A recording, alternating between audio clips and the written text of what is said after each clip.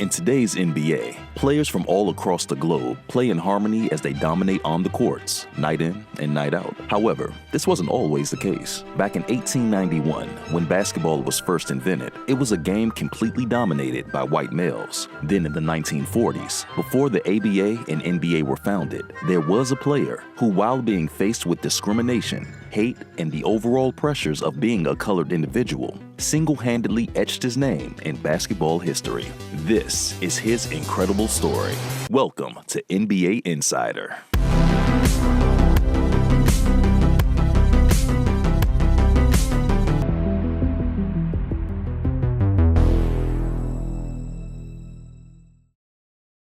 Born in Ogden, Utah on December 21, 1923, Wataru Masaka was the son of a Japanese-American barber. From an early age, Masaka was forced to become a hard-working individual who could withstand the toughest of trials, a quality that would serve him in 1939 when his father suddenly passed away, leaving the 15-year-old to be the sole provider of the family. Around this time, the Great Depression, one of the worst economic downturns in United States history, was coming to an end. This was a decade defined by widespread unemployment and steep declines in industrial output, a time in which food, money, and employment were scarce. As if that wasn't bad enough, it was also around this period that World War II first began. This was a dangerous time to be Japanese American, especially when considering that on December 7, 1941, Japan would attack the U.S., bombing Pearl Harbor in an effort to cripple the naval force. Due to this, in early 1942, President Franklin D. Roosevelt signed an executive order in which 120,000 Japanese Americans living in western parts of the United States were to be taken from their homes and forced to live in solitary confinement camps.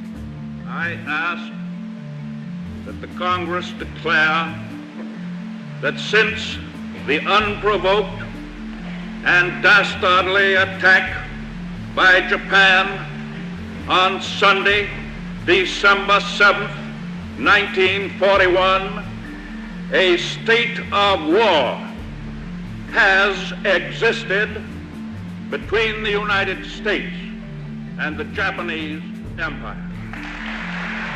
Luckily for Masaka, his family had roots in Utah, and so they were allowed to remain there rather than be led to Topaz, where thousands of Japanese Americans were being held. In general, the 1940s were a living hell for colored people living in America. It remains one of the darkest chapters in American history, and one of, if not the most, shocking violation of human and civil rights in the 20th century. Due to his Japanese ethnicity, Masaka was a regular target of racial discrimination. He was denied service at restaurants, shops, and completely shunned on the streets. To avoid animosity and hatred from the other students at school, he was forced to leave and would have to deal with the rejection all through his life, one way or the other. So he turned to the one thing that would accept him: basketball. While working part-time jobs to provide for his family, Masaka took up the sport after watching and becoming inspired by the Harlem Globetrotters.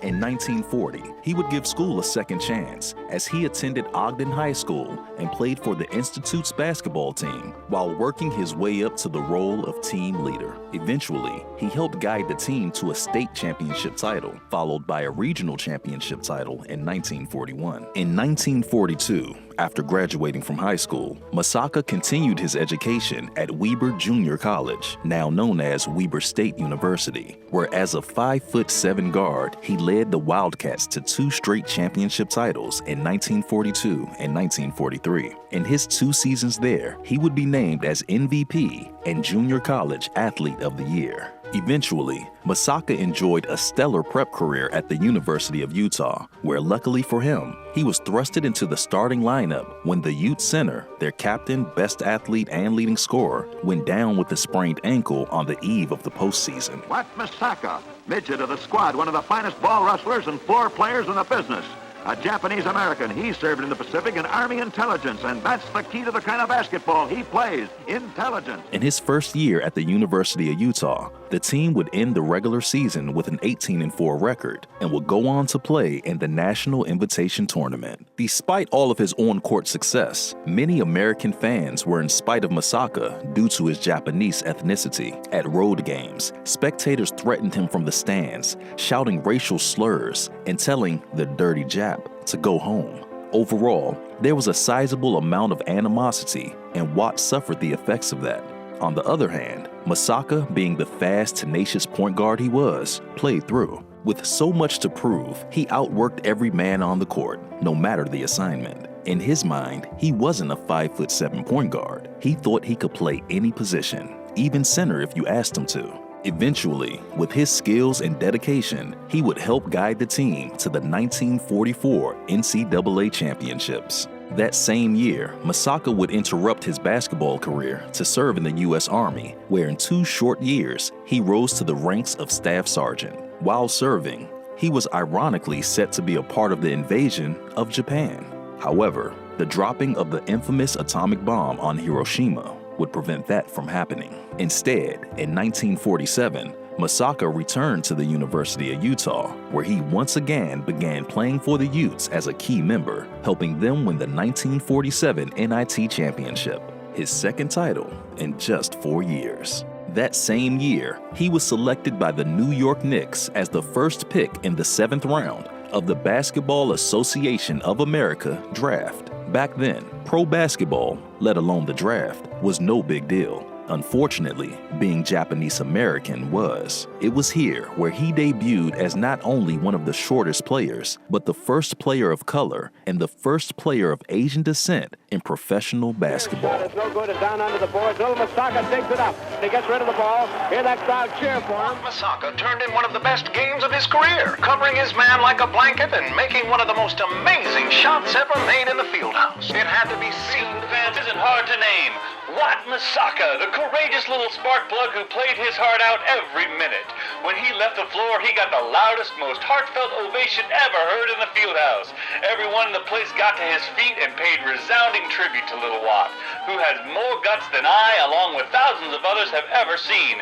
The people went Crowds wild. love a Cinderella story. They know the extra burden that keeps tearing away at an athlete whose racial strain happens to be different. The Utes have a word for it, and his name is Masaka. Keep in mind that back in those days, people of color were considered anyone who wasn't white. Earl Lloyd, the first African American on the other hand, did not play in the NBA until 3 years later in 1950. Masaka's timing couldn't have been any better, considering the fact that just 8 months earlier, MLB legend Jackie Robinson made history by breaking baseball's color barrier. And while Robinson broke the color barrier in baseball, Masaka did the same in basketball, but with much less fanfare. After receiving a rare guaranteed contract of $4,000 by owner Ned Irish, Wataru Masaka would play just 3 games for the Knicks, scoring a total of 7 points with an average of 2.3 points and 0 assists. Fairly respectable numbers for a rookie coming off the bench. Despite this, on November 19, 1947, after 2 home wins and a day after the 3rd game, Irish called Masaka to inform him that he was cut from the team. Strangely enough, the team had already played a full preseason, 3 league games, and had already been cut down to 12 players when the decision was made. Many critics alleged that the issue of race was at the root of why he was cut from the team. Masaka, however, never credited his release to racism, but rather to the fact that the Knicks supposedly had too many guards. Regardless, he never played basketball again. Since the day he was cut by the Knicks in the fall of 1947, Wataru Masaka had never come back to New York, much less the Garden. In 1949, 2 years following his release, the BAA and National Basketball League, which had previously allowed black players to play in the league, merged to form the NBA. The 3-year history of the BAA would be kept over the 12-year history of the NBL, making it so that Masaka would be considered the first non-white player in NBA history. Furthermore, Masaka was offered a place with the Harlem Globetrotters, but he declined. Had he accepted, the deal would have once again made him the first Asian American to play for a team. Instead, after his time with the Knicks, Masaka left the world of basketball to return home as a married man and earned his degree in mechanical engineering. Eventually, he would be inducted into the Utah Sports Hall of Fame, and although he never got the chance to start for the Knicks, his number and name still stands in the rafters and hallways of the Madison Square Garden. As a pioneer of the game, the modern NBA may have forgotten Wataru Masaka's legacy and what he meant for non-Caucasian pro athletes, but history will never forget.